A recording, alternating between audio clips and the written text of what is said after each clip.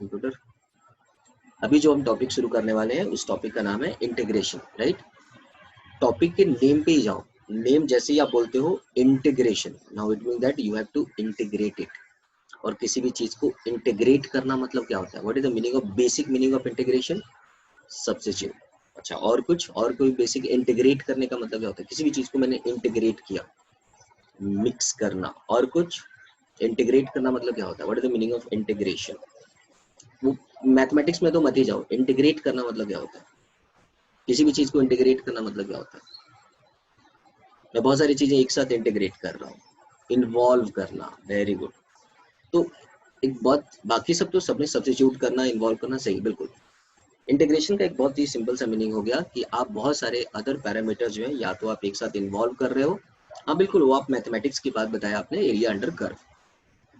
But अभी हम area under curve नहीं बात करते हैं, हम इंटीग्रेट करते हैं। चलो, सबसे पहले हम कुछ बेसिक टर्म को देखते हैं कि हमारे पास चीजें जो है वो शुरुआत कहाँ से हुई, एकदम बेसिक चीजें जो है वो कहाँ से शुरुआत हुई है, और फिर उसके बारे में हम शुरू करते हैं। ओके, तो सबसे पहले अगर मैं आपसे बात करूँ, सबसे अगर बात करूँ, एकदम बेसिक समझना।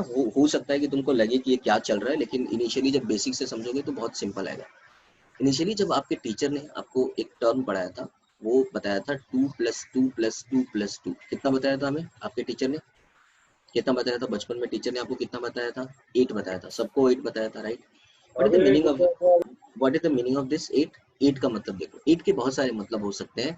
जैसे अगर नॉर्मल, अगर मैं पाथ पे किसी मूव कर रहा हूँ, कोई पाथ पे ऐसे मूव कर रहा हूँ, जरा ध्यान देना। अगर मैं पाथ पे मूव कर रहा हूँ, तो पाथ पे मूव करते समय मैंने बोला कि अभी मैं 2 किलोमीटर गया हूँ, राइट, अभी 2 किलोमीटर गया, राइट है। फिर मैंने 2 किलोमीटर गया। ये देखो, ये बचपन में मुझे प्लस माइनस, प्लस के बारे में सिखाया गया था, कि एडिशन सिखाया गया था, तो मैंने ऐसे किया। फिर थोड़ी देर बाद जो है मैं 2 किलोमीटर गया, और फिर जो थोड़ी देर बाद जो है मैं टोटल 2 किलोमीटर गया। तो मैं किसी से ये पूछ सकता हूँ, ये किसी से भी पूछ सकता हूँ कि भाई ये दो, आप टोटल कितना गए, इधर से इधर तक कितना गए, राइट है, इधर से इधर तक कितना गए, तो आप ये भी, हाँ बिल्कुल। So that is the 8 kilometre. So this is something what we have studied in mathematics, जो बचपन में हमने पढ़ा, and what is the normal and practical use about this one. Okay, this will happen, this will happen to us, और हम इसको आते हैं। नाउ व्हाट इज हैपनिंग कि अब आप बचपन में जब ये जो टर्म्स लिखे हुए थे, जो रेड कलर में लिखा हुआ है, उसको एक और तरीके से हम लिख सकते हैं। ये वाला जो टर्म है उसको मैं एक और तरीके से लिखता हूँ और देखता हूँ उसका मतलब क्या था। किसी ने बोला 2+2+2, इसको ऐसे लिखने का एक और तरीका है। So this becomes 2 into 4, and now this becomes 8 also, this becomes 8 also. ठीक है, तो यहाँ पर हमने ये बोला कि 2 को 4 टाइम्स ऐड करना या 2 को 4 से मल्टीप्लाई करना, बोथ आर सेम, राइट। तो यहाँ पर एक डेफिनेशन दिया गया, multiplication, multiplication is short form of addition, multiplication is short form of addition. Multiplication जो होता है, एडिशन का छोटा सा फॉर्म होता है, ठीक है, मतलब स्मॉल, या फिर उसको इजी करने के लिए किया गया। आप इसको ऐसे ही बोल सकते हो, 2 को 4 टाइम्स ऐड करना या फिर 2 को 4 से मल्टीप्लाई करना, बोथ आर सेम। तो मैं ऐसे बोल सकता हूँ, multiplication is short form of addition, या easiest way to represent the addition, ऐसे भी बोल सकते हैं हम लोग। ओके, सो अब मैं थोड़ा सा आगे आता हूँ। अब आपके, अब ये जो 2 into 4 हुआ, जब ये फिर फिजिक्स में बना, तो फिजिक्स में ये बताया गया कि यार, फिजिक्स में क्या बताया गया, ये ध्यान से सुनना। फिजिक्स में बताया गया कि ये जो इसकी जो वेलोसिटी है, that is 2 kilometre, 2 kilometre per our है, राइट। तो find distance, find distance in 4 second, find distance in 4 second. ये आपको फिजिक्स में बताया गया आपको, राइट है। तो what is the basic meaning of this? 2 kilo, velocity का मतलब क्या हुआ, 2 kilometre per our. What is the meaning of 2 kilometre per our? In the first hour it move for the 2 kilometre, in the second hour it will move for the 2 kilometer, and for in the third hour it will move for the 2 kilometer, and now in the fourth hour it will move for the 2 kilometer. Again you will say that the total distance, find the distance moved. So total distance is, you can say that 2+2+2+2, you will directly, so that is 8, but 8 kilometre, what ever जो आपने initially ये बोला है, same चीज यहाँ पे भी है। बट व्हाट इज हैपनिंग, बोला गया कि ये चीजें जो है बार बार इसको ऐड करके इस तरह से पढ़ना पॉसिबल नहीं है। So why not we are, क्यों नहीं हम लिखें, आपने पढ़ा भी था, distance is equal to velocity into time. So sorry, you can say that displacement is equal to velocity into time, or distance is equal to speed into time. The better that you can say that it's a speed into time. So speed is equal to what? तो speed कितना है आपका 2 kilometre, and into time, what is the meaning of time? That is a 4, that is the 8 kilometer. So all having the same meaning. What is happening? We are integrating, we are substituting. बार बार हम चीजों को क्या कर रहे हैं? Substitute कर रहे हैं. Okay. So these are the easiest way to represent the distance or any other quantity. So बहुत बार ऐसा होता है जब quantity जो है वो random move कर रहे हैं, एक अलग function पे move कर रहे हैं, right है? 4 second नहीं, it's 4 hour. Take it as 4 hour. Take it as 4 hour. Is it okay? Take it as 4 hour. Take it as 4 hour. Take it as 4 hour. Okay. But I'm not, मैं ये चीज सिखा नहीं रहा हूँ, मैं I'm just going with the normal things. Take it as 4 hour. Okay, so we come for the next. So what is happening? हम इसमें बहुत सारी चीजों को इंटीग्रेट कर रहे हैं, बट जरूरी नहीं है कि ये जो easiest way है, now it is going to be complex. Suppose मैं अभी पहले थोड़ा चला, फिर उसके बाद थोड़ा ज्यादा चला, फिर थोड़ा चला, फिर थोड़ा ज्यादा चला, या फिर ऐसे I am moving random somewhere else. So what will happen at the time? तो फिर हम क्या करेंगे? ठीक है, तो अब देखो, आपके टीचर ने एक और चीज समझाया था, उस पर हम आते हैं कि आपके टीचर ने क्या समझाया था. आपके टीचर, आपको बहुत सारे टीचर ने, या फिर मैंने भी यहाँ पे आपको बताया कि देखो इसका एक और मीनिंग था, फिजिक्स में एक और मीनिंग था जिसको हमने बोला था ग्राफ. राइट, अब हम इसको थोड़ा ग्राफ से पढ़ते हैं. जब आप इसको ग्राफ से पढ़ने गए ना बच्चा, तो कुछ याद करो. ये था यहाँ पे टाइम, याद करो, क्योंकि आपको किसके किसके बीच ग्राफ है? 4 आवर है ना यहाँ पे, और यहाँ पे वेलोसिटी है. इसका मतलब है आपको वेलोसिटी एंड टाइम ग्राफ हुआ. वेलोसिटी एंड टाइम ग्राफ हुआ. यहाँ पर आप बोल रहे हो आपका जो वेलोसिटी है वो 2 किलोमीटर पर आवर कांस्टेंट है. ग्राफ निकालना मैंने आपको सिखाया है, और ये रहा 2 किलोमीटर पर आवर कांस्टेंट है. राइट है, ये हो गया यहाँ पे 2. आपको कितने सेकंड में निकालना है? 4 सेकंड में. तो यहाँ पे t इक्वल टू हो गया 4. राइट, आप यहाँ देखेंगे, अगर आपको डिस्टेंस, मैं वही चीज पढ़ा रहा हूँ जो आपके टीचर ने आपके 9th क्लास में पढ़ाया था. अगर आपको डिस्टेंस निकालना है तो स्पीड टाइम ग्राफ का एरिया निकालना होता है. क्या आपके टीचर ने बताया ये बात? टीचर ने आपको बताया कि इसका एरिया निकालना होता है? कभी बताया आपको? तो व्हाट इज द, नहीं बताया आपके टीचर ने? बिल्कुल बताया होगा. सारा derivation v equal to u plus at, s equal to ut plus half at square, v square minus u square equal to 2as, all the derivations. Even that in HSC board, ICSE का तो बात ही छोड़ दो, CBSE की तो बात ही छोड़ दो, even that the SSC board in class 9th they have, उनको ये सिलेबस डिफाइंड है इसमें.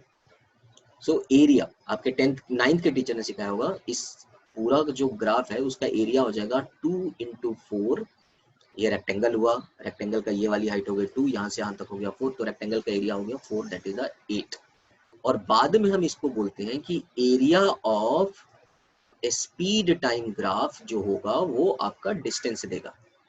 राइट, तो यहाँ पर कैसा होता है कि मैं आपको कोई स्पीड टाइम ग्राफ या कुछ भी नहीं पढ़ा रहा हूँ, मैं मैथमेटिक्स का सिंपल एप्लीकेशन बता रहा हूँ. मैं ये चीज बता रहा हूँ कि उसका यूज क्या करना है. बचपन में जो 2 + 2 + 2 + 2 जो कि 8 सीखा गया था, वो बाद में जो है वो देखा गया कि वो नॉर्मल लाइफ में कहाँ यूज हो रहा है. एक एग्जांपल में नॉर्मल लाइफ में हमने जोड़ा, फिर हमने देखा कि इसको एक अलग तरीके से भी बोल सकते हैं. 2 किलोमीटर पर आवर बोलने का तरीका थोड़ा चेंज हुआ. फिर अब मैंने टोटल आवर दिया, फिर मैंने मल्टीप्लाई किया, फिर निकाल सकते हैं. इसको थोड़ा और इजी करने के लिए हम इसको ग्राफ पे भी दे सकते हैं, और ग्राफ पे हमने एरिया निकाला तो भी हमारी वैल्यू 8 किलोमीटर भी आई. तो मिला जुला के देखा जाए तो ये जो सारी जो चीजें हैं जो भी आप पढ़ रहे हो, सभी एक दूसरे से न सिर्फ रिलेटेड है, बस बल्कि सब जो है एक ही डायरेक्शन में स्पेसिफाई करते हैं कि उनको क्या करना है. So now will move for next. अब इंटीग्रेशन की बात की जाए तो what is the meaning of integration.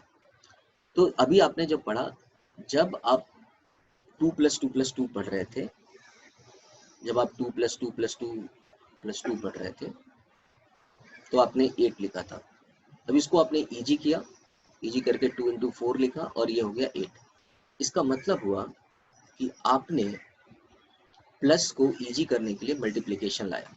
चलो ऐसे भी बोल सकते हैं, इसका एक फॉर्मेट हो सकता है, ऐसे बोल सकते हैं. मान लो कि सपोज ये सीरीज बहुत बढ़ गया, ये 2 + 2 + जो 2 है ना बहुत बड़ा हो गया. जैसे जैसे आगे जाओगे वो काफी बड़ा होता जाएगा. सपोज ये बहुत बड़ा हो गया और ये n टर्म तक आ गया, n टर्म्स तक आ गया. राइट, n टर्म्स तक आ गया.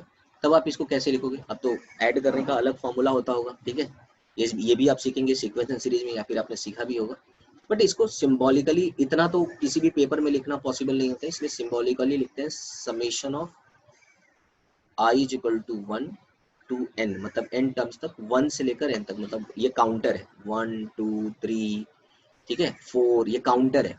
काउंटर मतलब समझा ना, कहाँ तक जाने का है n, तो काउंटर कहाँ से स्टार्ट हो रहा है 1 से, तो ये हो गया 1, ये हो गया, और मैं इसको लिखा हूँ 2i।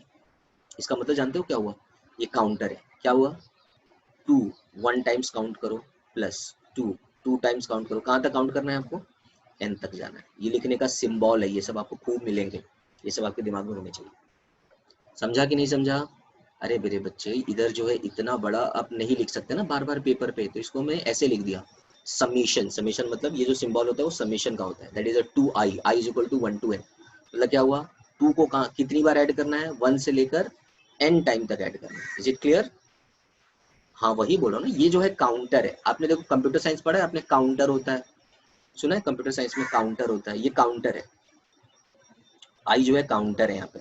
आई कहाँ से कहाँ तक लेके जाना, ये खूब मिलेंगे आपको, बुक में बहुत मिलेंगे आपको ये सब सारी चीजें। हाँ दिस इज इनिशियल, बिल्कुल बिल्कुल, ये इनिशियल चीज को डिफाइन करता है। आई कहाँ से स्टार्ट करना है 1 से, ये काउंटर है राइट है, तो 1 से स्टार्ट करना है, तो 1 2, देखो कहाँ तक है जाना है n तक।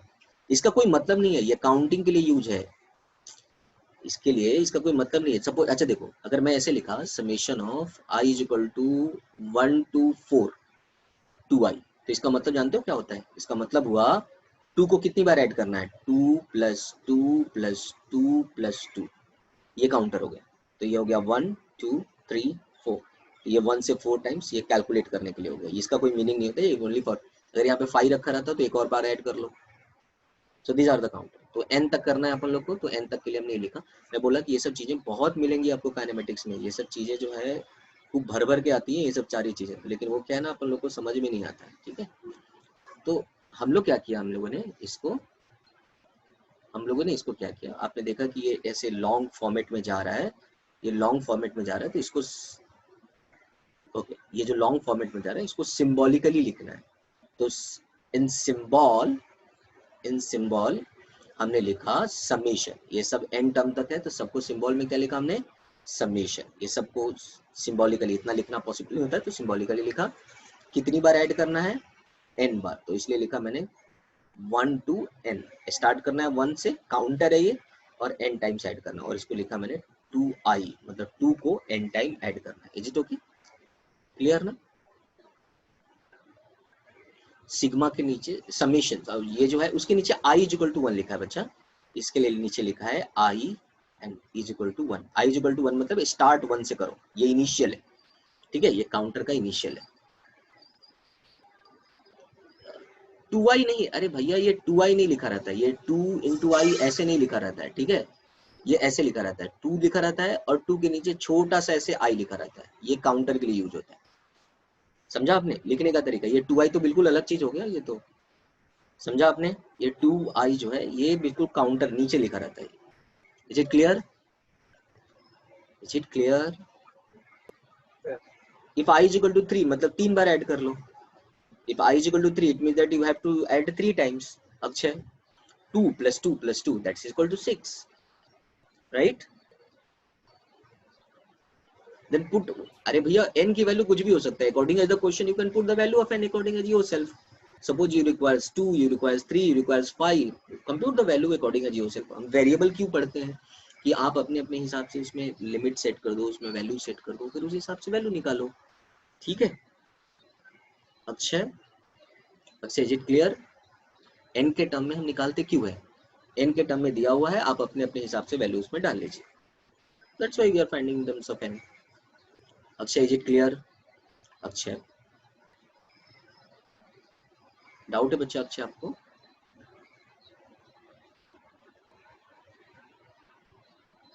n इज, देखो n is same as i नहीं है, i टू n है, sorry i is equal to 1 to n है, i काउंटर है बच्चा, इनिशियल, i का मतलब होता है initial, you to initiate from 1, n कहाँ तक जाना है, n तक जाना है, राइट। तो if you are saying that i is equal to 1 to n, इसका मतलब है initial, suppose you are writing i is equal to 1 to 5, इसका मतलब है इनिशिएट 1 से करना है, तो 2 1 टाइम ऐड हुआ, इनिशिएट काउंटर 1 स्टार्ट हुआ, फिर 2 2 बार हो गया, फिर 3, मतलब सॉरी फिर 2, फिर 2, मतलब इसमें 2 को 5 टाइम्स ऐड किया, तो ये इनिशिएट करना होगा। Is it okay? Initiate from 1 and, मतलब मैं एक बार लिख ही देता हूँ, शायद ये तुमको नहीं समझ में आया हो, तो मैं लिख ही देता हूँ। सपोज अगर तुमको लिखा है I is equal to 1 to n, I stand for initiate and you can say that 2i, and n is equal to यहाँ पे लिखा है मैंने 5। What is the meaning of this? It means that you have to add 2 5 times. 4 हो गया और ये कितना हो गया? 5 हो गया। Now look at here, what is the meaning of this? ये I क्या है?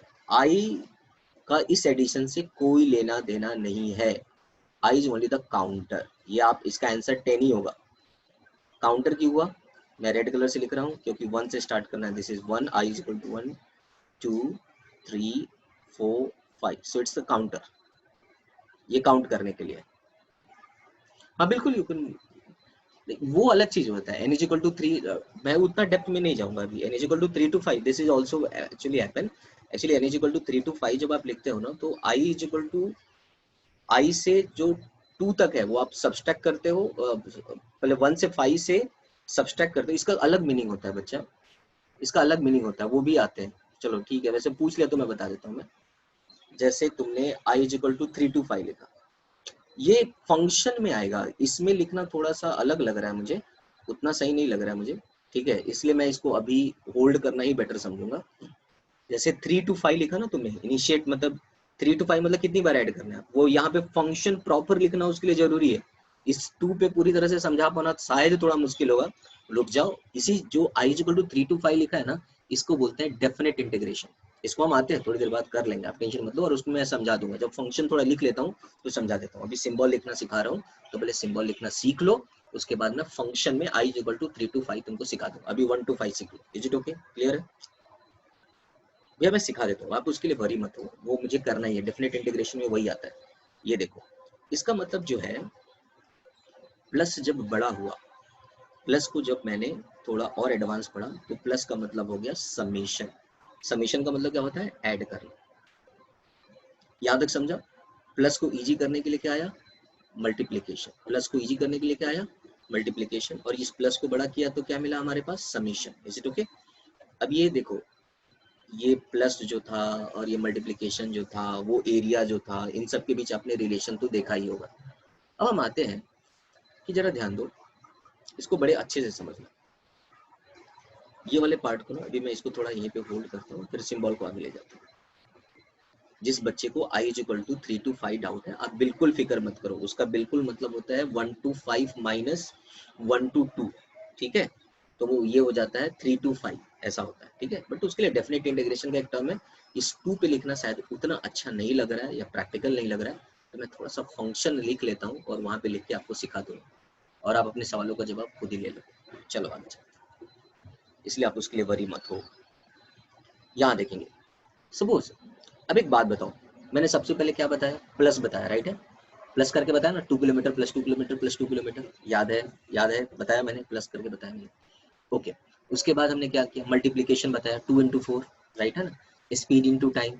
उसके बाद देखो मैंने क्या बताया? ग्राफ बताया। ये 3 चीजें को रिलेटेड थी कि नहीं थी, राइट ना? तो इसका मतलब है कि अगर समेशन जैसा कोई टर्म आ जाए, समेशन जैसा कोई टर्म आ जाए ग्राफ में, तो फिर उसको कैसे डिफाइन करना है?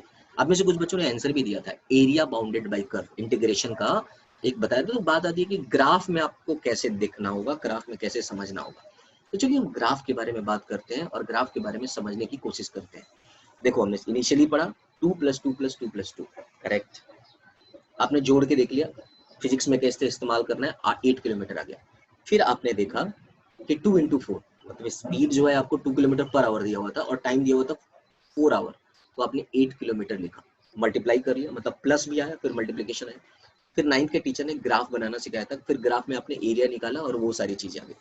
तो अभी हमने समेशन देख लिया है, और समेशन जैसा टर्म अगर एरिया में आता है तो किस तरह से इन्वॉल्व होगा, और चलो हम उसको अब गौर से देखते हैं।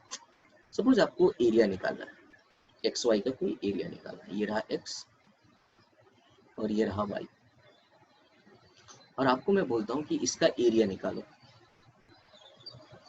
राइट? इसका एरिया निकालो।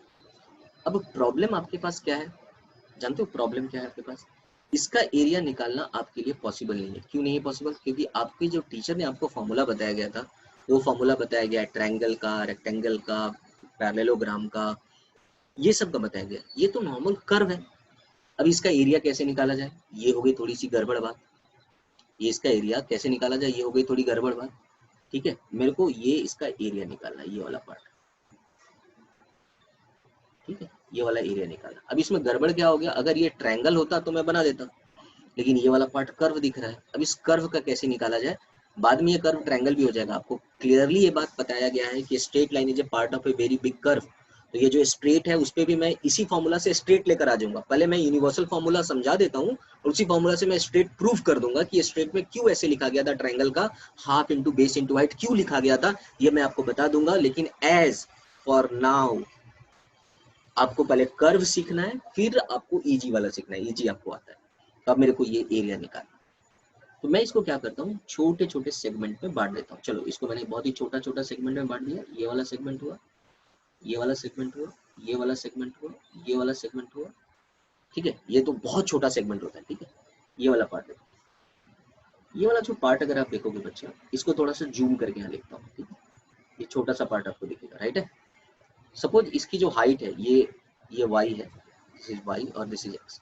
ये y1 हो गया, और ये जो x है उसको मैंने छोटा सेगमेंट बांट दिया dx। ये हो गया dx।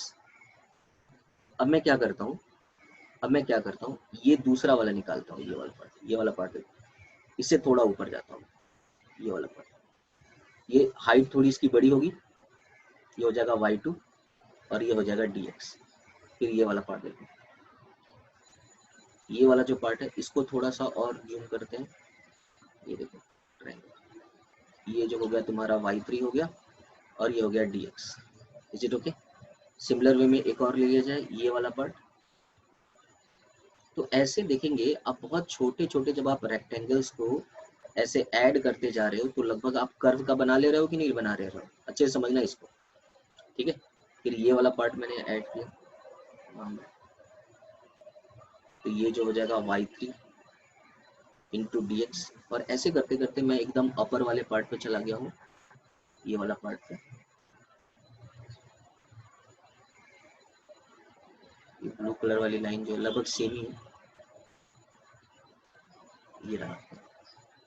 तो यहाँ पर जो हो जाएगा दैट इज yn, और ये जो स्मॉल सेगमेंट है वो हो गया आपका dx, राइट। तो आपने जरा गौर से देखेंगे तो ये जो छोटे छोटे सेगमेंट जो आपको दिख रहे हैं, इन सभी छोटे छोटे जो सेगमेंट है इन सब का जो मैं ऐड करते जाता हूँ मैं, इन सभी छोटे छोटे सेगमेंट को जब मैं ऐड करते जाता हूँ तो इस तरह से आपको ये पूरा एरिया निकलता है। तो इसको मैंने छोटे छोटे सेगमेंट में बांट दिया है, डिवाइड कर दिया। ये देखो, ये छोटा वाला सेगमेंट जो रेक्टेंगल जैसा दिख रहा है उसका एरिया कितना होगा, ये छोटे वाले सेगमेंट का एरिया कितना हो जाएगा, ये रेक्टेंगल जैसा दिख रहा है कितना हो जाएगा बच्चा, y1 इंटू डी एक्स। ये वाला जो देखो, दिल थाम के बैठना, मतलब एकदम सब समझ में आ जाएगा, लेकिन आपको थोड़ा पेशेंस रखना पड़ेगा। This is y2 into d x. ये वाला जो पार्ट है वो कितना हो जाएगा, a3 इज इक्वल टू कितना हो जाएगा बताओ जरा, y3 इंटू डी एक्स। वैसे ही a4 है, ये a4 कितना हो जाएगा आपको बताओ यार, y4 इंटू डी एक्स। वैसे ही ये वाला पार्ट an है, n टर्म तक है ना, तो an कितना हो जाएगा yn इंटू डी एक्स। अब मैं बोला कि ये टोटल कर्व का एरिया क्या हुआ, what is the area of the curve, what is the area of A curve. तो एरिया ऑफ ए कर्व क्या मिलोगे, क्या लिखोगे तुम, एरिया ऑफ ए कर्व क्या लिखोगे, a1 प्लस a2 किधर तक आपका an तक, किधर तक लिखने का, an तक लिखने का। नाउ लुक एट हियर, आप a1 के बदले क्या लिख सकते हैं, y1 into d x. a2 के बदले क्या लिख सकते हैं, y2 इंटू डी एक्स। जिसको नहीं समझ में आ रहा होगा एकदम धीरे धीरे समझने की कोशिश करना, मैं बता भी दूंगा कि क्यों नहीं समझ में आया होगा अगर थोड़ा कम समझा होगा तो। और समझना, जिस दिन पूरा पढ़ा दूंगा उस दिन एक भी डाउट नहीं रहेगा। y1 प्लस किधर तक आपको सब में कॉमन ले लिया, yn तक जाएगा, क्योंकि dx सब में कॉमन है। आप देखेंगे dx जो है सब में कॉमन है, तो मैंने dx को मैंने ले लिया। इज इट ओके, यहाँ तक समझा सबको, ठीक है। ये देखो, ये y1 टू, ये क्या है तुम्हारा y1 टू yn है। यहाँ पे सिंबल्स लिखना समझो थोड़ा, y1 टू yn है। तो क्या मैं लिख सकता हूँ इसको समेशन ऑफ वाई आई, कहां से कहां तक, I is equal to 1 to n with respect to dx. Can we write symbolically like this? देखो ना यहाँ पे y1 y2 y3 से कहाँ तक गया, ये गया ना आपको. Can we write let is Y I, क्योंकि समेशन y1 to yn है, and with respect to dx, right? Correct ना, समझ रहे? अभी क्या हुआ देखो, ये हो गया अब मल्टीप्लीकेशन, ये हो गया मल्टीप्लीकेशन. देखो अब इसी को सॉल्व करने के लिए देखो, जैसे प्लस को, प्लस क्या था आपका जो फॉर्मेट था, उसको इजी करने के लिए या फिर इसको अच्छे से समझने के लिए हमें मल्टीप्लिकेशन आया. और ये जब प्लस बड़ा हो गया, ये जब प्लस बड़ा हुआ तो आपने क्या बोला, ये जो प्लस बड़ा हो गया तो आपने क्या बोला बच्चा, समेशन हो गया, राइट है? अब समेशन हुआ, प्लस हुआ, मल्टीप्लिकेशन हुआ, ये सब में आपने देखा कि फिर आपने जब पीछे वाला एक इजी क्वेश्चन देखा कि उसमें लिखा कि एरिया निकाल रहा है. फिर ये कर्व का दिखा ग्राफ है, ये ग्राफ में आपने देखा कि अच्छा इसका एरिया कैसे निकालेंगे, इस ग्राफ का एरिया निकालना है. तो फिर आपको जब इसके सारे फॉर्मेट को आपने लिख के देखा तो उसमें दिखा आपको कि ये आया समेशन इनटू डीएक्स. अब इस फॉर्मेट को सॉल्व करने के लिए जो टूल यूज किया गया उसको बोला गया इंटीग्रेशन. इस फॉर्मेट को सॉल्व करने के लिए क्या यूज किया गया, इंटीग्रेशन. और इंटीग्रेशन में लिखा रहता है y into d x. Integration में क्या लिखा रहता है, y इंटू डी एक्स. और ये जो सिंबल है समेशन का, ये यहाँ पर आ जाता है, और यहाँ पर 1 to n या जो भी लिमिट है, ठीक है, तो इसको मैं 1 to n नहीं करके यहाँ पर मैं बोलूंगा इनिशियल, यहाँ पर जो भी वैल्यू पुट करना होता है, और इसको बोलते हैं यहाँ पर फाइनल, यहाँ पर फाइनल वैल्यू पुट करते हैं हम लोग. तो ये जो सिंबल है समेशन का, इसको इजी करने के लिए, इसको इजी से समझने के लिए, जैसे देखो तुमने शुरू में डिफरेंशिएशन जब सीखा था बच्चा लोग, तो डिफरेंशिएशन सीखा था तो क्या था, पहले स्लोप निकालना सीखा था, स्ट्रेट लाइन का था ना स्लोप, राइट? स्ट्रेट लाइन का स्लोप निकालना बहुत आसान था, क्योंकि y equal to mx plus c, तो m आप आराम से निकाल लिया. फिर आपने स्लोप निकाला थोड़ा बहुत जो है, फिर आपने जब स्लोप निकाला, फिर जब आपने स्लोप निकाला, किसका निकाला, पैराबोला का निकाला, वो भी आपके लिए आसान था क्योंकि क्वाड्रेटिक इक्वेशन आपने 10th में भी पढ़ी थी. लेकिन जैसे जैसे आप बड़े हो गए और कर्व के बारे में जाने कि e raise to power x का कर्व होता है, लॉग का कर्व होता है, साइन का कर्व होता है, टैन का कर्व होता है, यार इतने सारे कर्व का ग्राफ याद रखना पॉसिबल है क्या? और पॉसिबल है क्या कि सारे ग्राफ को हम प्लॉट करते चलें और फिर हम उसकी वैल्यू निकालते चलें? नहीं. इसलिए हमें डिफरेंशिएशन के कुछ फॉर्मूला दिए गए, और जब हमने वो फॉर्मूला को जो हमारे नोन कर्व थे उस पे अप्लाई किया, तो हमने देखा कि वो सारे फॉर्मूला जो है वो हमें उसी स्लोप की वैल्यू दे रहे थे जो मुझे फाइंड करना है. तो यहाँ पर रिलेट करना इसलिए आसान हो गया क्योंकि उस कर्व को भी जानते थे, उस स्लोप को भी जानते थे, और उसको सब्स्टिट्यूट किया तो सेम ही वैल्यू आ रही थी. तब हमने ये एक्सेप्ट कर लिया कि आगे कोई भी कर्व का इक्वेशन हमें दिया रहेगा जो कितना भी कॉम्प्लेक्स हो, अगर मैं उसको डिफरेंशिएट करता हूँ तो डिफरेंशिएट करने के बाद वो उसका स्लोप ही देगा. हाँ, ये बात बिल्कुल सही है कि मेरे लिए इमेजिन करना उस कर्व के बारे में पॉसिबल नहीं है, लेकिन ये बात मैं एक्सेप्ट करता हूँ क्योंकि इनिशियली मैंने देखा है कि जब मैं डिफरेंशिएट करता हूँ तो उस कर्व का स्लोप आता है. ये चीजें हमने एक्सेप्ट कर ली और कुछ फॉर्मूला को यूज कर लिया. वैसे ही जैसे आपने डिफरेंशिएशन में पढ़ा था, वैसे ही यहाँ पे प्लस आया, प्लस को शॉर्ट फॉर्म करने के लिए, इजी करने के लिए मल्टीप्लिकेशन के फॉर्मेट आए, प्लस को थोड़ा बड़ा किया तो समेशन आया. और कहीं ना कहीं से हम पहले आपने देखा 2 + 2 + 2 + 2 8 आता है, इसी को 2 × 8 किया. फिर फिजिक्स में मैंने अप्लाई किया इसको, मैंने आपको बताया कि आपके 10th के टीचर ने इसको एरिया बाउंडेड बाई कर्व भी बोला था. तो ठीक है, क्या ये समेशन जैसा फैक्टर कर्व में इन्वॉल्व हो सकता है? तो मैंने कर्व में जब इन्वॉल्व किया तो आपको ये इस तरह का कर्व दिखा और वहां पे दिखा आपको समेशन का फैक्टर. अब बात आती है कि ये कॉम्प्लेक्स है, ये कॉम्प्लेक्स चीज है, तो इसको कैसे सॉल्व किया जाए? तो जैसे डिफरेंशिएशन के लिए बहुत सारे फॉर्मूले थे, वैसे ही आपको इंटीग्रेशन के लिए भी फॉर्मूला दिया गया. तो ये फॉर्मूला का क्या डेरिवेशन आपको पढ़ना है? बिल्कुल नहीं पढ़ना है. हाँ, ये जो इनिशियल के फॉर्मूला है उसको आपको कुछ नोन फैक्टर्स जो है, जैसे रेक्टेंगल हुआ, ट्रायंगल हुआ, ये सब सारी चीजों के लिए मैं आपको डिफाइन करके दे दूंगा, तो आप ये मान लोगे कि हाँ ये बाकी कर्व के लिए भी ये वैलिड है. Is it okay? यहाँ तक समझ में आया आपको सारी चीजें? ये मैं क्या पढ़ा रहा हूँ, क्यों पढ़ा रहा हूँ, इज इट क्लियर ना? Initially y1 y is not equal to 1, मैंने समझा नहीं, there is initial is y1।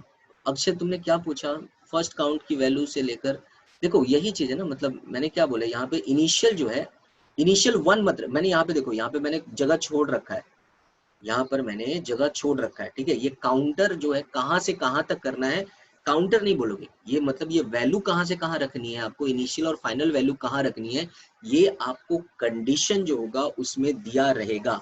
जिस डेफिनेट इंटीग्रेशन पढ़ाऊंगा उस कंडीशन में आपको दिया रहेगा कि ये काउंटर नहीं है, कहाँ से कहाँ तक आपको लिखना है। i is equal to y1 क्यों नहीं है, कहाँ पे i is equal to y1 क्यों नहीं, अरे भाई भाई यहाँ पे लिख लो y1, मेरे को कोई दिक्कत नहीं है, यहाँ पे लिख लो 1 to n, मेरे को कोई दिक्कत नहीं है। सो अपर पार्ट ऑफ रेक्टेंगल नहीं, बिल्कुल नहीं, इसको एकदम स्मॉल सेगमेंट करते हैं इसको। एक बात बताओ, ये जो what is the meaning of a straight line, what is the meaning of a straight line, what is the meaning of a straight line, what is the meaning of a straight line, straight line is a part of a very big curve, right ना। तो it is a curve and what is the meaning of dx, 0.00000 something, right. So मेरे पास just give me 1 minute, अगर इसमें तुमको दिक्कत हो रहा है ना, give me 1 minute, just give me 1 minute, 1 minute.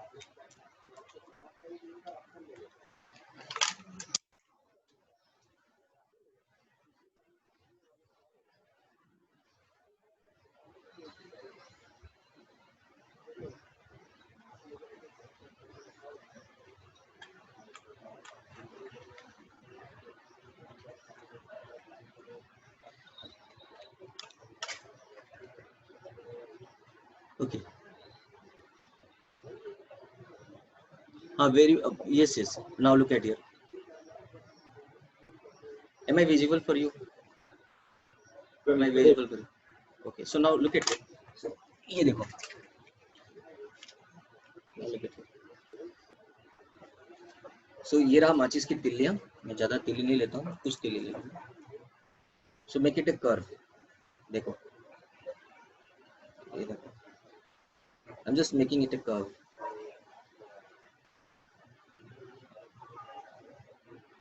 ध्यान से देखो. I'm just making it a curve.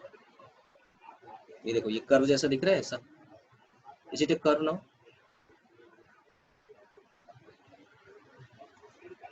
देखो ये जो ग्राफ है ना, इसको मैं ऐसे बना रहा हूँ. ये देखो, ये कर्व तुमको दिख रहा है.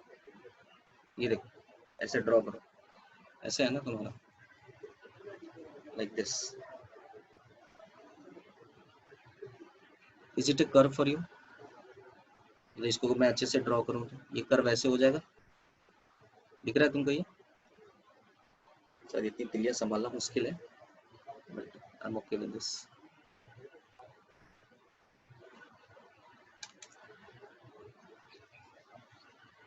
डोंट वरी, ये सब चीजें समझना बहुत जरूरी होता है. तुमको लगेगा कि इनिशियली ये सब कुछ नहीं है. देखो ये कर्व दिख रहा है, जैसा ये वाला जो कर्व तुम्हारे स्क्रीन पे दिख रहा है, देखो is it the same curve like this, right. यहाँ पर देखो, इनिशियली देखो, जैसे ये वाला पार्ट देखो, दिस इज, ये जो सेगमेंट है यहाँ पर, ये वाला पार्ट ऐसे जो दिख रहा है तुमको, दिस इज एक्स, ठीक है. और एक्स को छोटे छोटे पार्टों में बांटना, मतलब हर एक माचिस की तिल्ली, जिसे dx dx dx dx dx, तो इसको स्मॉल एलिमेंट में बांट दिया मैंने ऐसे. दिखा आपको ये dx dx दिख गया आपको, राइट है. अब ये देखो, इनिशियली जो है हाइट है वो मैं एकदम यहाँ से कर्व से शुरू किया ना, यहाँ से शुरू किया. तो ये देखो, एकदम देखो, ये माचिस की तिल्लियों का लेंथ देखो. It's very much difficult to manage actually, but ठीक है. माचिस की तिल्लियों का लेंथ देखो, देखो ये y1 है, इससे थोड़ा बड़ा हो गया y2, फिर इससे थोड़ा बड़ा हो गया y3, फिर इससे थोड़ा बड़ा हो गया y4, y5, y6, y7, y8, y9, and like this. This is the curve, and now this is the curve. This is the part of the curve. Is it clear? Right. So now think about this. Think about this. Is it a rectangle? Is it a rectangle? Right now, is it a rectangle? So if it is a rectangle, so think about this y1, yn. So मैंने ये वाला जो सबसे upper part है and break किया मैंने. So now break it. So this is yn. फिर इससे छोटा छोटा छोटा छोटा कर दो, राइट है. तो yn into and this segment is called as dx. तो इस तरह से छोटे छोटे सेगमेंट को मैं ऐड करते चला गया. Now it becomes a curve for you. Is it clear for you now that how we are going to define it? What is the meaning of dx and all? Is it clear for you? आया समझ में? Very much clear. Thank you. Okay. तो कोई भी जो curve होता है ना, what is happening for any curve, यही तो मतलब न्यूटन का यही तो कंट्रीब्यूशन है। न्यूटन का कंट्रीब्यूशन यही है कि लाइक उसने किस तरह से चीजों को डिफाइन किया था। आप माचिस की तिल्ली से कोई भी कर्व बना सकते हो। अब देखो, आप उससे पैराबोला बना सकते हो, आप उससे एलिप्स बना सकते हो, हाइपरबोला बना, आप माचिस की तिल्ली को अरेंज करते जाओ छोटा छोटा करके, और फिर आप देखो कि वो कैसे कोई भी कर्व बन जाता है। So now it becomes very much easy for you कि आप किसी भी तरीके से आप इसको जो है आप कर्व जो है वो आप बना सकते हो।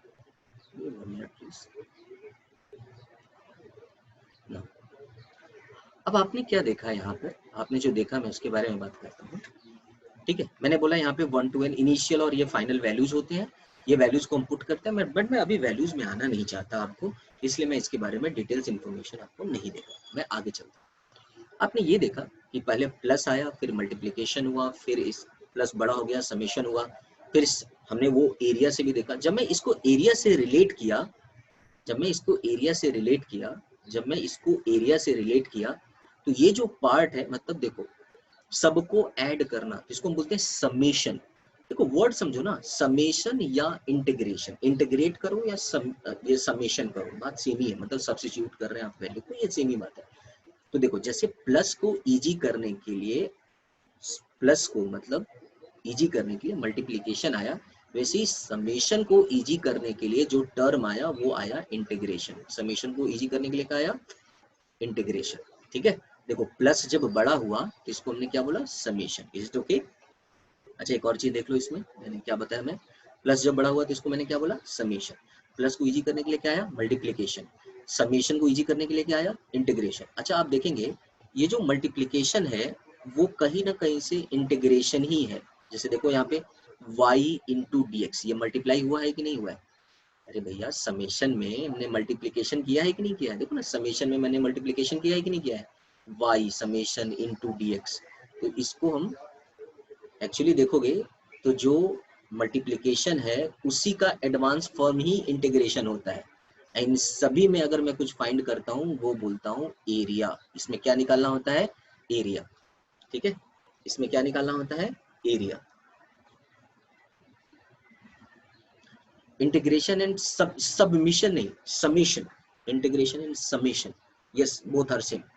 Integration and not submission, integration and summation both are same. Yes, these terms actually what I want to say. Acha, now what I want to say and why I am teaching this. Possibly I know you are not very much convenient, very much comfortable with these things, but one more factor that I want to involve for you, सबसे ज़्यादा जो important factor है मैं वो आपके लिए involve करना चाहता हूँ। अच्छा, एक बात बताओ, मैं तुमसे पूछना चाहता हूँ, जब मैं स्लोप पढ़ा रहा था तो आपने देखा मैंने क्या बताया? कंपेयर कर रहे हो, रेट निकालते हो, याद आ रहा है? रेट से रेशियो निकालता था, फिर delta y by delta x आता था, वही एम होता था, वही टैन थीटा होता था, राइट है, वही d y by d x होता था। ये सारी चीजें हमने बताई थी। क्यों बताई गई थी ये बात? क्योंकि एग्जाम में एंगल पूछता है, एंगल से इक्वेशन दे देगा, इक्वेशन से कुछ भी पूछ देगा, फंक्शन दे देगा, सारी चीजें को रिलेटेड होती हैं। सिमिलर वे में जब हम डिफरेंशिएशन के साथ साथ इंटीग्रेशन पढ़ रहे हैं तो इसमें हमें पता होना चाहिए कि अगर मैंने बोला कि मुझे 8 किलोमीटर जाना है तो मेरे को बोलने का सबसे इजियर तरीका होता है कि मैं पहले 2 किलोमीटर गया, फिर 2 किलोमीटर गया, फिर 2 किलोमीटर गया, फिर 2 किलोमीटर गया, राइट, 8 आ गया। फिजिक्स में बोलने का एक और तरीका है, नाउ मैं फर्स्ट आवर में 2 किलोमीटर गया हूँ तो मैं इसमें बोल सकता हूँ कि my speed is 2 kilometre per hour. Then मैंने 4 आवर में कितना डिस्टेंस ट्रेवल किया तो आप लिखा 2 into 4। इट मींस दैट ये जो समेशन था वो बन गया मल्टीप्लिकेशन। करेक्ट ना? Is it okay? अब इसी चीज को ऐसा भी हो सकता है कि जो ये जो 4 सेकंड दिया हुआ है वो 4 सेकंड ना होके n सेकंड हो जाए। तो n सेकंड हो जाए तो मतलब समेशन हो गया, वो काफी बड़ा हो जाएगा, तो उसको मैं फंक्शन के टर्म में लिख सकता हूँ, राइट है? फंक्शन के टर्म में लिख सकता हूँ। और फिर उस फंक्शन को सॉल्व कैसे किया जाए? तो उसको सॉल्व करने के लिए आया मेरे पास इंटीग्रेशन। सॉल्व करने के लिए क्या आया? इंटीग्रेशन। और उसी इंटीग्रेशन का जो फॉर्मूला है, जो फैक्टर है, वो सारी चीजों को हम पढ़ेंगे अभी। इस सारे प्रोसेस में क्या कर रहे थे, इन सारे प्रोसेस में जो भी टर्म तुमको निकालना है, अगर उसका ग्राफ बनाते हो, जो भी टर्म निकालना है अगर उसका तुम ग्राफ बनाते हो तो उन सब ग्राफ में तुमको एरिया निकालना है। इसलिए जब मैं इंटीग्रेशन की बात कर रहा था, आप में से कुछ बच्चों ने मुझे रिप्लाई किया, it is the area bounded by curve.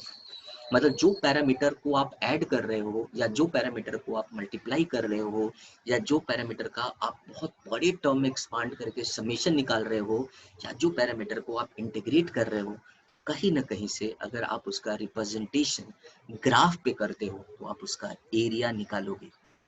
Is it clear for you? Is it clear for you कि मैंने वो चीजें क्यों बताई? इन क्वेश्चन Yeah. किसी भी पर्टिकुलर क्वेश्चन में वो क्या करते हैं, फिजिक्स के क्वेश्चन में क्या करते हैं, फिजिक्स के क्वेश्चन में क्या करते हैं, वो इक्वेशन दे देते हैं, वो ग्राफ दे देते हैं, वो इंटीग्रेशन का फॉर्मेट दे देते हैं। भैया आपको जान के बड़ा आश्चर्य होगा, कुछ कुछ ऐसे भी क्वेश्चन होते हैं जिसमें समेशन लिखा रहता है और बोला जाता है कि ये क्या होगा, जो कि बेसिक अंडरस्टैंडिंग को चेक की जाती है कि क्या ये बच्चे इन सभी को रिलेट कर पा रहे हैं। तो बात आती है ऐसे क्यों पढ़ाया गया। जब लाइफ जब धीरे धीरे बड़ी होती है, आप साइंटिफिक इन्वेंशंस की ओर जा रहे हो, आपका जो नॉलेज लेवल है बढ़ रहा है। अभी आपका जो डिस्टेंस है, जब आप छोटे थे तो आप अपने घर के नीचे बिल्डिंग तक जाते थे, थोड़े बड़े हुए तो स्कूल गए, अब बड़ा हुआ तो बेजर चेक नाका जाएगा, अब साइंटिस्ट बनेगा तो कहाँ जाना है, मार्स पे जाना है। समझा? अलग अलग ट्रेजेक्ट्री है, अलग अलग कर्व है। तो जैसे जैसे कम्प्लेक्सिटी बढ़ती जाएगी तो उस कम्प्लेक्सिटी को सॉल्व कैसे करना है, उसके लिए कौन सा टूल यूज करना है, उसी सब को लेकर धीरे धीरे हम चीज़ों को प्लस मल्टीप्लिकेशन बना, प्लस समेशन बना, समेशन इंटीग्रेशन बना, इन सभी में वो सारे पैरामीटर को लेके करोगे तो बनता है एरिया। Is it clear? क्या ये बात आपको समझ में आई सबको? क्या ये बात समझ में आई सबको? नहीं आई समझ में? चलिए बढ़िया है, समझ में आ गया तो ठीक है। आई ठीक है, अब इसमें क्या है ना, हमें बहुत सारे फॉर्मूला देखने हैं। ठीक है, तो हम इसमें बहुत सारे फॉर्मूला देखने हैं। फॉर्मूला मैं प्रूफ करके दूंगा, एक दो फॉर्मूला जिसको तुम्हारे नोन है, फिर बाकी फॉर्मूला पे हम आगे चलेंगे। चलिए तो ठीक है, तो ये रहा इंटीग्रेशन, और इंटीग्रेशन को क्या करना है, कैसे करना है, लेट्स मूव फॉर नेक्स्ट। और देखना बड़ा मजा आएगा अभी तुमको, बहुत अच्छा लगेगा, मतलब बहुत अच्छा फील होगा कि क्यों ये सारी चीजें रिलेट होती है। फिर जब क्वेश्चन पढ़ोगे तो और भी अच्छा लगेगा। तो चलो पहला फॉर्मूला से हम स्टार्ट करते हैं। जो फर्स्ट फॉर्मूला है दैट इज इंटीग्रेशन। अभी इंटीग्रेशन दो तरह का होता है, इंटीग्रेशन जो होता है दो तरह के होते हैं। ये इंटीग्रेशन जो होता है वो दो तरह का होता है। एक जो होता है आपका डेफिनेट इंटीग्रेशन और दूसरा होता है इनडेफिनेट इंटीग्रेशन और इनडेफिनेट। जैसे इनडेफिनेट इंटीग्रेशन और डेफिनेट इंटीग्रेशन में क्या फर्क है। इनडेफिनेट इंटीग्रेशन का मतलब होता है, जरा ध्यान देना, इंडेफिनेट इंटीग्रेशन का मतलब होता है जब एरिया तुमको निकालने के लिए दिया जाए, ठीक है, तो वहां पर बता दिया जाए कि कहाँ से कहाँ तक एरिया निकालना है। जैसे आप में से एक बच्चे ने मुझसे पूछा, मान लो कि कोई भी कर्व दिया रहे, डेफिनेट इंटीग्रेशन, डेफिनेट नाम ही पता है जो फिक्स होना चाहिए, तो अगर उसका एरिया निकालना है तो वो पता होना चाहिए कहाँ से कहाँ तक। जैसे n1 इज, मान लो कि यहाँ पर मैंने दे दिया x initial is equal to 3 to 5, ये हो गया डेफिनेट इंटीग्रेशन, मतलब कि ये एरिया 3 to 5 के बीच निकालनी है, तो ये हो गया डेफिनेट इंटीग्रेशन। इंडेफिनेट इंटीग्रेशन का मतलब क्या है, ठीक है, कर्व है, कोई भी कर्व होगा उसकी लिमिट दे दी जाएगी कि आपको इसके बीच एरिया निकालना है, तो इसकी वैल्यू जो है वो हमें पता चल जाएगा। इंडेफिनेट इंटीग्रेशन का मतलब होता है कि कोई कर्व दे दिया जाएगा और उसका बोला जाएगा कि उसका जो एरिया है, उसका एरिया का फंक्शन क्या होगा, इंटीग्रेशन क्या होगा। जैसे ये वाला कोई कर्व है, मुझे नहीं पता ये कर्व कहाँ से जा रहा है, ये कोई वेरिएबल है x है, और मैंने बोला कि इसका एरिया निकाल के दे दो, तो यहाँ पर मैंने कोई लिमिट नहीं दी है, x की वैल्यू कोई मैंने फिक्स करके नहीं दी गई है, तो वो डेफिनेट नहीं है, इसलिए हमने इसको बोला indefinite integration. Is it clear? Definite integration और इनडेफिनेट इंटीग्रेशन में समझ में आया? मतलब कि डेफिनेट इंटीग्रेशन में आपको रेंज दिया होता है, आपको पता होता है कि एरिया कहाँ से कहाँ निकालना है। इंडेफिनेट इंटीग्रेशन में रेंज की वैल्यू नहीं दी गई रहेगी, आपको वैल्यू जो है आपको नॉर्मल निकाल के रख देना है। दिस इज समथिंग अबाउट जो हमें आगे करना है। सो कैन वी प्रोसीड, आगे बढ़ते हैं हम लोग। और एक सबसे पहले जैसे पहला वाला जो हम इक्वेशन पढ़े थे, पहला वाला याद है आपको क्या पढ़े थे, y is equal to x raise to power n पढ़ा था। चलो अच्छा एक बात बताओ, y is equal to x raise to power n पढ़ा था, पहले मैं डिफरेंशिएशन जो पढ़ा था उसके बारे में बात करते हैं। अच्छा एक बात बताओ, डिफरेंशिएशन क्या था? dy बाई डी एक्स, अरे था ना? ये देखो ये रेशियो था, डिवीजन था, इसको बोल रहे थे ना। अच्छा चलो इसके बारे में ज्यादा डिटेल्स में जाते, बस इतना भी जान जाओ। घर पे करने के लिए थोड़ा दे देता हूँ, थोड़ा सा करने के लिए दे दूंगा। मैं एक एक चीज समझा भी दूंगा कि कैसे होता है, बट अभी के लिए समझो। इंटीग्रेशन जो होता है वो डिफरेंशिएशन का जस्ट उल्टा होता है। डिफरेंशिएशन जो होता है वो जस्ट उल्टा होता है। डिफरेंशिएशन में लिखते हो d y by d x, मतलब तुम डिवाइड करते हो, और इंटीग्रेशन में लिखते हो y इंटू डी एक्स। समझा आपने? इसका मतलब तुम मल्टीप्लाई करते हो, और तुमको पता भी है multiplication is just opposite of differentiation, ठीक है ना? Multiplication is just opposite of differentiation, वो दो चीज है। कैसे होता है, मैं ये चीज आपको सोचने के लिए दिया हूँ। मैं इसका लॉजिक बहुत डिटेल्स नहीं बताया, मैं आपको सोचने के लिए दिया हूँ, आप घर पे सोचना। मैं नॉर्मल से प्रैक्टिस फॉर्म में आता हूँ।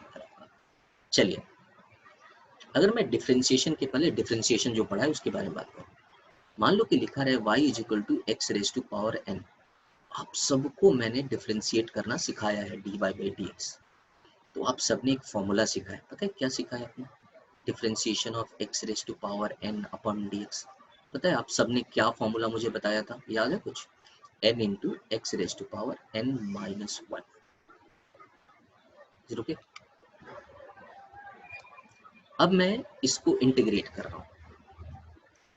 Integration of x raise to power n with respect to d x, ये एक इंडेफिनिट इंटीग्रेशन है। अब मुझे इसको इंटीग्रेट करना है, तो इसका इंटीग्रेशन होता है x raise to power n plus one upon n plus one. ये आपको याद रखना है।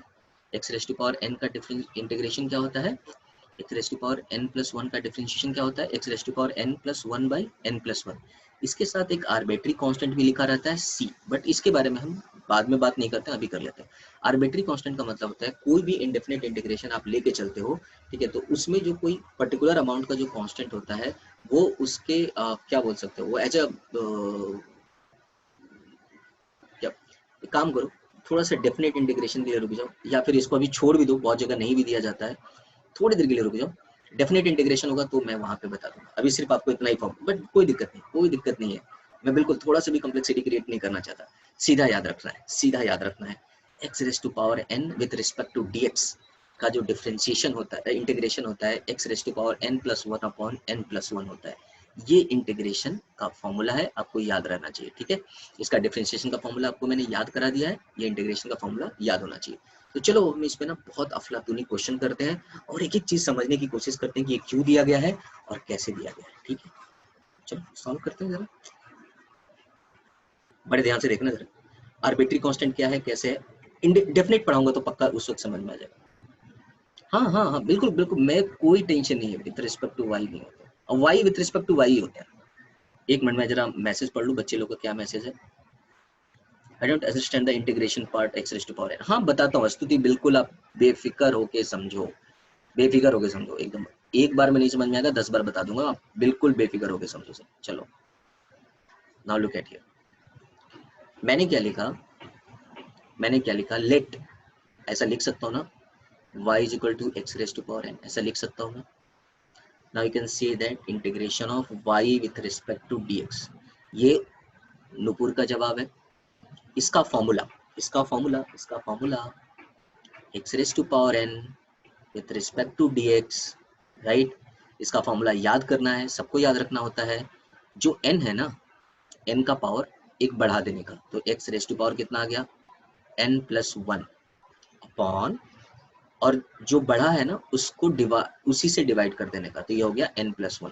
चलो एक एग्जाम्पल लेके पढ़ते हैं। ये फॉर्मूला सबको याद रखना पड़ता है, आप लॉजिक समझते हो नहीं समझते हो क्या है, कुछ नहीं है, आपको ये याद रहना ही चाहिए। X raise to power n with respect to dx, जैसे देखो ना, differentiation of x raise to power n with respect to dx क्या पढ़ा था, n into x raise to power n minus one, ये फॉर्मूला पढ़ा था डिफरेंशिएशन के लिए। तो इंटीग्रेशन के लिए क्या याद रखना है, x raise to power n plus one upon n plus one. चलो कुछ क्वेश्चन दे देता हूँ मैं। जैसे मान लो कि मैंने एक्स स्क्वायर का डिफरेंशिएशन करना है, एक्स स्क्वायर का डिफरेंस, तो एक्स स्क्वायर का डिफरेंशिएशन कितना होगा, ये देखो ये 2 है ना, तो 2 को मैं एक इंक्रीज करूंगा, तो एक्स रेज टू पावर कितना हो गया, 2 प्लस वन, सॉरी हाँ ठीक है, upon 2 plus one. So that's why the formula becomes x cube by 3. Is it clear? Is it clear for you? अरे देखो, डेफिनिट और इंडेफिनिट बहुत इजी होता है। डेफिनिट का मतलब होता है तुमको लिमिट दे दिया गया है। अगर मैंने तुमको यहाँ पर ये बोल दिया रहता कि इसकी वैल्यू क्या होगी x रेज टू पावर, अगर मैं ये डायरेक्टली लिख दिया तो ये हो गया इंडेफिनिट, क्योंकि मुझे x की वैल्यू पता नहीं है। ठीक है, क्योंकि मुझे x की वैल्यू पता नहीं है। अगर मैंने इसको बोल दिया कि ये जो है इसकी वैल्यू क्या होगी, ठीक है, x रेज टू 1 से लेकर x इज इक्वल टू 2 से, ठीक है, तो ये हो जाएगा डेफिनिट। ये हो गया डेफिनिट, और मैंने कुछ नहीं दिया है, लिमिट कुछ नहीं बताया, तो ये हो गया इनडेफिनिट। क्लियर है अक्षय, तुम्हारा ये जवाब क्लियर है, समझ में आया? हाँ हाँ बिल्कुल। अब रियल लाइफ में एप्लीकेशन क्या मैं एकदम तुरंत लेकर आता हूँ, आप इसके लिए बेफिक्र हो। ऐसा हो ही नहीं सकता कि मैं उससे कभी पढ़ाया हूँ क्या कि बिना रियल लाइफ का। अच्छा ये बताओ, पहले एक दो बता दो, एक्स की with respect to d x का इंटीग्रेशन बताओ। पहले फॉर्मूला के हिसाब से बताओ, फिर रियल लाइफ में आते हैं। पहले फॉर्मूला के हिसाब से बताओ, उसके बाद रियल लाइफ में आएंगे। पहले फॉर्मूला के हिसाब से बताओ। सबको आगे, सबको फॉर्मूला नहीं, मुझे सबका रिप्लाई चाहिए। फॉर्मूला के हिसाब से मुझे सबका रिप्लाई चाहिए, ऐसे नहीं चलेगा काम। ऐसे नहीं चलेगा काम। अभी फॉर्मूला के हिसाब से सबका रिप्लाई चाहिए, फिर मैं प्रूफ बताऊंगा कि क्यों होता है ऐसा। फॉर्मूला तो सबको आता होगा, हाँ बिल्कुल बिल्कुल, ये तो रटा होना चाहिए। तो ये तो सारा क्लास यही कराता है, रटाते हैं, सब क्लास यही कराते हैं, रटा रहा है। ठीक है, ओके। तो आपने लिखा एक्स रेज टू पावर 4/4, सबको आया होगा ये चीज, मुझे तो लगता है सबको आया होगा। सारे क्लास ये बोलते हैं रट लो रट लो रट लो। मैं भी बोल रहा हूँ रट लो रट लो। अब मैं बता रहा हूँ क्यों हुआ, अब मैं बता रहा हूँ क्यों हुआ, प्रैक्टिकल एप्लीकेशन पे आते हैं। जरा एक और क्वेश्चन सॉल्व करके दोगे तो समझ में आ जाएगा। एक क्वेश्चन सॉल्व करके दो, y is equal to x, इसको इंटीग्रेट करके दो मुझे, इसका इंटीग्रेशन बताओ। y is equal to x का इंटीग्रेशन बताओ, बताओ क्या होगा इसका इंटीग्रेशन। सबके जवाब आने चाहिए, वेरी गुड। सबके जवाब आने चाहिए, सबके जवाब आने चाहिए, तभी इसका प्रैक्टिकल यूज समझ पाओगे। जवाब सबके आने चाहिए। सिर्फ x लिखा है, इसका मतलब हो गया x रेज टू पावर 1 होता है, ये सबको पता होगा। बिल्कुल, सबने जवाब दिया। तो आपने क्या बोला, n+1, तो इसका मतलब x रेज टू पावर 1+1, और 1+1/1+1, तो ये हो गया x²/2। चलो अब आते हैं इसका प्रैक्टिकल यूज में आते हैं। नाउ लुक एट हियर, ध्यान देंगे इसका, बढ़िया, नो इशू विद दिस, यहाँ तक सबको समझा। अच्छा एक और क्वेश्चन, एक और question, y is equal to 2 का इंटीग्रेशन बताओ। y जब 2 लिखते हो ना तो आप इसको लिख सकते हो 2 into x raise to power 0। y is equal to 2 लिखते हो 2 into x raise to power 0, लिख सकते हैं ना भाई, कोई दिक्कत तो नहीं होनी चाहिए। एक्स रेज टू पावर 0 1 होता है, जिसको किसी को डाउट है तो जान जाए, एक्स रेज टू पावर 0 1 होता है। इसका इंटीग्रेशन बताओ कितना हो जाएगा, सबको आना चाहिए ये चीज। अब मैं इसको बनाऊं 2 with respect to d x, ये सबको आ जाएगा। 2 into integration of x raise to power 0 with respect to d x. तो हम क्या करते हैं, पावर एक इंक्रीज करते हैं, सबको 2x सबको आया है भैया। 2 को मैं लिख सकता हूँ 2 into x raise to power 0, क्योंकि मुझे x का फंक्शन लिखना होता है। ठीक है, तो 2 इंटू डी एक्स को लिख सकते हो, 2 तो कांस्टेंट है बाहर आ गया, x raise to power 0 into d x. तो आप इसको ऐसे लिख सकते हो 2 into x raise to power 0+1/0+1। पूरा प्रोसेस से बता रहा हूँ। तो इसको मैं लिखा 2x, आप बहुत सारे बच्चों ने डायरेक्टली लिख लिया। अच्छा एक बात बताओ, इसे 2x में किसी को डाउट है क्या? मेरे को पहले ये बता दो, ये 2x में किसी को डाउट है क्या? ना ना बता दो, 2x में किसी को डाउट है क्या? अरे हाँ या ना तो कुछ तो बोल दे मेरे भाई। No doubts, okay. अब मैं जहां से शुरू किया था 2+2+2, आज मैं वही पे खत्म करूंगा, ठीक है, और उसी से रिलेट करूंगा, इसलिए मैंने ये यहाँ पर आया 2x आ गया, कोई दिक्कत नहीं। चलिए बढ़िया है, बहुत बढ़िया। Okay, y is equal to 2 का ग्राफ बनाने आता है तुम लोग को? y इज इक्वल टू 2 का ग्राफ बनाने आता है तुम लोग को, याद है इसका ग्राफ? चलो y इज इक्वल टू 2 का ग्राफ बनाते हैं। लुक एट हियर चैम्प्स, ये हो गया क्या, x ये हो गया y, ये हो गया y इज इक्वल टू 2। ठीक है, y इज इक्वल टू 2 हो गया, पक्की बात है। अब मैं बोल रहा हूँ कि y इज इक्वल टू 2 का एरिया क्या होगा, x तक इसका एरिया क्या होगा, तो क्या बोलोगे, ये वाला पार्ट एरिया हो गया, ये वाला पार्ट देखो, ये वाला पार्ट एरिया हो गया, ये एरिया तो सबको दिख रहा होगा, मस्त देखना है। यहाँ तो यहाँ तक की वैल्यू x ले लूँ मैं, चलेगा थोड़ी देर के लिए, आर्बिट्री कांस्टेंट ये सब बताऊंगा। ये वाली वैल्यू तो y इज इक्वल टू 2 बनाया है, तो ये तो 2 ही हो गया। तो इसका एरिया क्या हो गया, एरिया क्या हो गया इसका, ये रेक्टेंगल है, बचपन में टीचर ने रेक्टेंगल का एरिया क्या सिखाया है, 2 इंटू एक्स, तो क्या हो गया आपका 2x हो गया।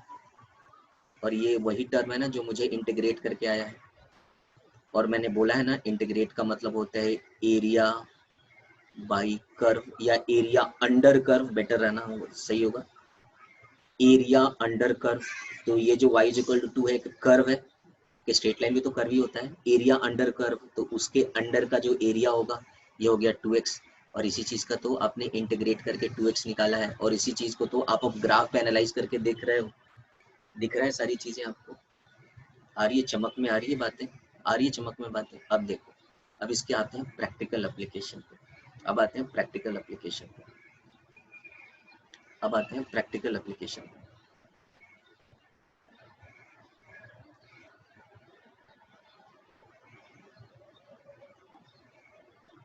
प्रैक्टिकल एप्लीकेशन, मैंने बोला कि अ पार्टिकल इज मूविंग या फिर a person is moving,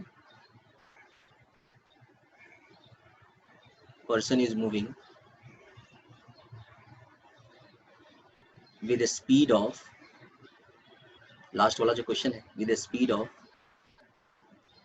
2 kilometre per our, right, then distance is what in 4 hour, right।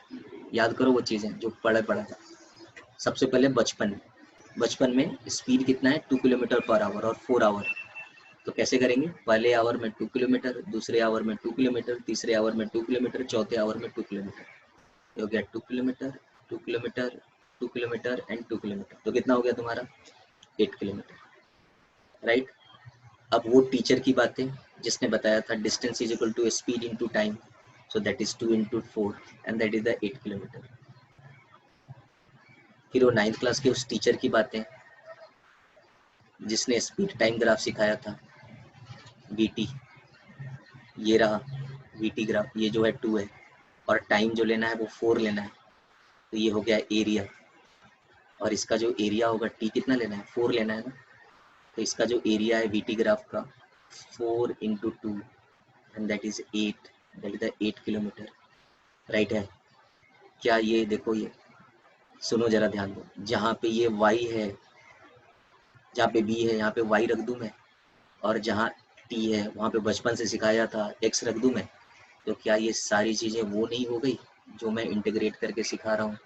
और ये 2 किलोमीटर तो आसान है, अब धीरे धीरे वेलोसिटी तो वेरिएबल होती जाएगी, धीरे धीरे वेलोसिटी तो चेंज होती जाएगी, राइट है, धीरे धीरे वेलोसिटी सब तो चेंज होती जाएगी।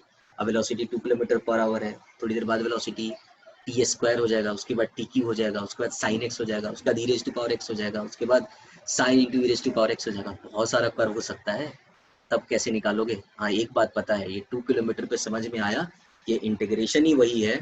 तो इसी वजह से आगे जो हम पढ़ेंगे, इसी वजह से आगे जो पढ़ेंगे, चाहे किसी भी तरह का वेरिएबल हो, अगर मैं उसको इंटीग्रेट करता हूँ, इसका मतलब है कि मैं उस कर्व का अंदर का एरिया निकाल रहा हूँ, और जब भी मैं एरिया निकाल रहा हूँ, एरिया निकालने का मतलब होता है कि मैं कहीं ना कहीं से वो मल्टीप्लिकेशन कर रहा हूँ, और मल्टीप्लिकेशन जो होता है शॉर्ट फॉर्म ऑफ एडिशन होता है।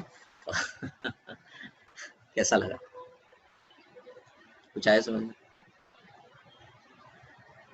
नहीं आया समझ में, बोलो समझा कि नहीं समझा, नुपुर तुमको समझा, बच्चा नुपुर समझा तुमको, यस परफेक्टली समझ में। देखो इंटीग्रेशन समझाना ना, इंटीग्रेशन, अच्छा अब मैं मैथ वाले बच्चों को बता देता हूँ, तुम्हारे मैथमेटिक्स का सबसे डिफिकल्ट टॉपिक 12th क्लास में इंटीग्रेशन है, ये बात दिमाग में रख लेना, इंटीग्रेशन बहुत ही डिफिकल्ट टॉपिक होता है, बट हमारे लिए सबसे बड़ी दिक्कत होती है कि एक बच्चा 10th पास करके आया है और 10th पास किए हुए आए बच्चे को मैं सबसे डिफिकल्ट टॉपिक पढ़ा रहा हूँ मैथमेटिक्स का, इंटीग्रेशन। ये हमारे लिए बहुत बड़ा चैलेंज होता है, लेकिन हमें ये इसको सेव सबसे कर देना। हाँ, लेकिन इसमें सबसे बड़ा प्रॉब्लम अपने लोग को क्या हो जाता है, इसमें सबसे बड़ा अपने लोग को प्रॉब्लम क्या हो जाता है, अपने लोग को सबसे बड़ा प्रॉब्लम ये हो जाता है, ये सम को देखो, ये जो सम को इंटीग्रेशन, सम मतलब क्या होता है, अच्छा चलो ठीक है, सम का मतलब क्या होता है, ऐड करना, ब्रैकेट नहीं लेगा, इंग्लिश ही समझ लो ना, ऐड करना, मतलब सम मतलब क्या कर रहा है, ऐड कर रहा हो। इंटीग्रेट मतलब क्या होता है, इंटीग्रेट करना मतलब क्या होता है, वो क्या है ना कि देखो जैसे जैसे चीजें डिफरेंट होती जाती है, पहले सबसे पहले अक्षय तुम एक बात समझो कि तुम्हारा अभी जब बचपन में घर से बाहर तुम नीचे सोसाइटी में जाते थे, फिर थोड़े बड़े हुए तो स्कूल गए, थोड़ी दूर गए, फिर अभी तुम दहीसर चेक नाका जाओगे, बाद में मास्क पे जाओगे। तो जब जब तुम अलग अलग जगह पे जा रहे हो, तुम्हारी कॉम्प्लेक्सिटी तुम्हारे सिचुएशन के हिसाब से बढ़ते जा रहा है, और जब बढ़ते जा रहा है तो तुम्हारा जो कैलकुलेशन का जो तरीका है वो सब अलग अलग हो जाता है। तो तुमको अभी नॉर्मल जब छोटे थे तो छोटे टूल्स यूज किए, बड़े हुए तो बड़े टूल यूज किए। तो जैसे स्पीड टाइम ग्राफ है, क्वेश्चन फ्रेम करना, वो मैं क्वेश्चन फ्रेम करना कैसे आसान है। आप एक बात बताओ, आपको अच्छा मैंने ग्राफ बनाना सिखाया, ग्राफ बनाना सिखाया, ग्राफ बनाना सीखा तुम, differentiation is precise from the finding scope. हाँ राइट ना, मतलब देखो तुमको ग्राफ बनाना सिखाया मैंने, इनिशियली तुमने ग्राफ बनाना सीखा ना। अब एक्स वाई ग्राफ में लिखा, तुमको यहाँ पे दिख रहा है जहाँ पे एक्स है वहाँ पे कोई ऐसे क्वांटिटी डालना पड़ेगा जो कि कांस्टेंट है, वेरिएबल ना हो, सॉरी मतलब इंडिपेंडेंट हो, नॉट इंडिपेंडेंट हो। एक्स वो होगा जो इंडिपेंडेंट हो, वाई वो होगा जो डिपेंडेंट होगा। उस हिसाब से जो भी तुम्हारे पास इनपुट होगा उस हिसाब से तुम ग्राफ बना सकते हो। अगर तुम उसका ग्राफ बना लेते हो तो तुम उसका इक्वेशन लिख सकते हो। अगर तुम उसका इक्वेशन लिख दिए हो तो तुम्हारे जो स्टैंडर्ड की इक्वेशन फॉर्मेट है उसका इंटीग्रेशन दिया हुआ है, उस इंटीग्रेशन को अगर तुम निकालते हो तो तुम्हें उस कर्व का एरिया निकल जाएगा। Is it okay? समझ में आया क्वेश्चन कैसे फ्रेम किया, क्वेश्चन फ्रेम किया कैसे, समझ में आया? क्या करना है, जैसे तुमको, जैसे मान लो कि तुम कोई प्रैक्टिकल एप्लीकेशन में आते हैं, चलो हम आते हैं थोड़ा सा कोई प्रैक्टिकल एप्लीकेशन में आते हैं। मान लो तुमने ना, सपोज तुमने एक प्रैक्टिकल एप्लीकेशन देखा, मान लो कि तुमने प्रैक्टिकली क्या देखा, प्रैक्टिकली क्या देखा कि किसी ऑब्जेक्ट की जो वेलोसिटी हो रही है, या इक्वेशन में दिया होगा, या इक्वेशन में दिया होगा, या तुम प्रैक्टिकली ऐसे देखोगे कि किसी भी इक्वेशन की जो वेलोसिटी है वो ऐसे चेंज हो रही है, लाइक दिस, ऐसे चेंज हो रही है, मान लो ऐसे दिख रहा है तुमको, राइट? ये तो तुम नोट कर सकते हो इसकी वेलोसिटी कैसे चेंज हो रही है, इसका ग्राफ तो तुम ऑब्जर्वेशन से कर सकते हो, नोट कर साइन सकते हो। थीटा का ग्राफ है। हाँ बिल्कुल। तो अब तुम यहाँ पे लिख लोगे v is equal to sine theta, तो मतलब या फिर साइन टी लिख सकते हो आप। अच्छा ये v जो है ये y की जगह आता है, तो मैंने लिखा y, और इक्वल टू हो गया साइन x। अब मैं तुमको बोलूं कि इसके अंडर का एरिया क्या होगा, ये कर्व है, इसका एरिया तुम कैसे निकालोगे, लेकिन अगर तुमको इसका इंटीग्रेशन याद है कि साइन एक्स का जो इंटीग्रेशन है, ठीक है, वो माइनस कॉस एक्स होता है, तो फिर तुम इसकी वैल्यू यहाँ से यहाँ तक कंप्यूट करोगे और इसकी वैल्यू निकाल लोगे, और तुम बता सकते हो कि अगर एक पार्टिकल की वेलोसिटी ऐसे जा रही है तो ये कितना डिस्टेंस कवर करेगा, क्योंकि यही जो डिस्टेंस है वही उसका एरिया होता है, राइट है? तो ऐसे तुम प्रैक्टिकली इन चीजों को समझ सकते हो। अभी इतना डेप्थ में मत जाओ, अभी तुम नॉर्मल चीजें समझो ना, अभी तुम नॉर्मल चीजें समझो, अभी तुम नॉर्मल चीजें समझो कि इसका मीनिंग क्या है, मैं क्यों कर रहा हूँ। आप जितना हाइपर लेवल जाके सोच रहे हो ना कि इसको कैसे प्रिसाइज करना है या फिर कैसे इम्प्लीमेंट करना है, वो सारी चीजें जैसे जैसे क्वेश्चन आएगा और टाइम आएगा वो चीजें मैं आपको समझा दूंगा। पहली बात बता देता हूँ कि क्यों इंटीग्रेशन हमारे लिए डिफिकल्ट हो जाता है, मैं आपको क्लियरली बोल रहा हूँ। ये जो टॉपिक होता है ना, ये 12th की सबसे डिफिकल्ट टॉपिक होती है, सबसे डिफिकल्ट होती है। मतलब मैंने देखा है 90% बच्चे तो हैंड्सअप कर देते हैं, बेसिक क्वेश्चन बना लेते हैं, बाकी मैथमेटिक्स में सबसे डिफिकल्ट होता है। अब आप सोचोगे एक बच्चा 10th पास करके आया है, उसको इंटीग्रेशन सिखाना एक फिजिक्स के टीचर को, क्योंकि उसको पता है कि बिना इंटीग्रेशन के वो अच्छे क्वेश्चन सॉल्व ही नहीं कर सकता। अब ये सोचो कि मेरे लिए कितना बड़ा चैलेंज है कि 10th पास वाले बच्चों को मुझे इंटीग्रेशन सिखाना पड़ रहा है, वो भी प्रैक्टिकल, और उसमें भी उसके क्वेश्चन को उसमें कैसे इंप्लीमेंट करना है उसके साथ। Literally it becomes a very much difficult task for me, but even that मैं ये नहीं बोल सकता कि मतलब मैं 100% तुमको सारी चीजें बता दूंगा, बट एक बात की मैं एश्योरेंस तुमको जरूर देता हूँ, जरूर देता हूँ कि तुमको फिजिक्स में इसकी बेसिक फॉर्मूला यूज कैसे करना है, फिजिक्स में कहाँ यूज करना है, इसका मीनिंग कब है, कब इस्तेमाल करना है, ये सारी चीजें एक एक करके फ्रेम बाय फ्रेम मैं तुमको समझा दूंगा। Is it okay? अच्छा एक बात बताओ, अभी जो आपने, अब इसका हाइपर लेवल अपने दिमाग में मत ले जाओ, क्या अभी तक जो मैंने समझाया वो समझ में आया? मैंने कहानी 2+2+2 से शुरू किया था और खत्म भी कर दिया 2+2+2 पे लाके। ऑब्वियस सी बात है, एज ए साइंस स्टूडेंट आपके दिमाग में बहुत सारे सवाल होंगे कि इसको कैसे लिख सकते हैं, इसको कैसे करना है, क्वेश्चन में कैसे ये इस्तेमाल करना है, ठीक है, बहुत सारे सवाल होंगे। इन सारे सवालों के जवाब हैं, लेकिन वो एक लेक्चर में नहीं मिल सकते, उसके लिए अगला लेक्चर अटेंड करना पड़ता है। बात समझ में आ रही है बात? तो मैं आपको कुछ फार्मूला का लिस्ट दे दूंगा, अगले लेक्चर में इसके बहुत अच्छे से मैं प्रैक्टिकल एप्लीकेशन करेंगे। पहले ये बता दो, बहुत सारे बच्चे नाराज दिख रहे हैं, मुझसे लग रहा है कि मैंने आज कुछ बहुत ज्यादा अफलातूनी पढ़ा दिया। No sir. ऐसा ऐसा नहीं है, अफलातूनी मैंने कुछ नहीं पढ़ा है। समझ में आया ना भाई, समझ में आया ना? हाँ बिल्कुल, रिकॉर्डिंग भेज दूंगा पक्का। अरे हाँ तो बोल दो। चलो हाँ टेक केयर।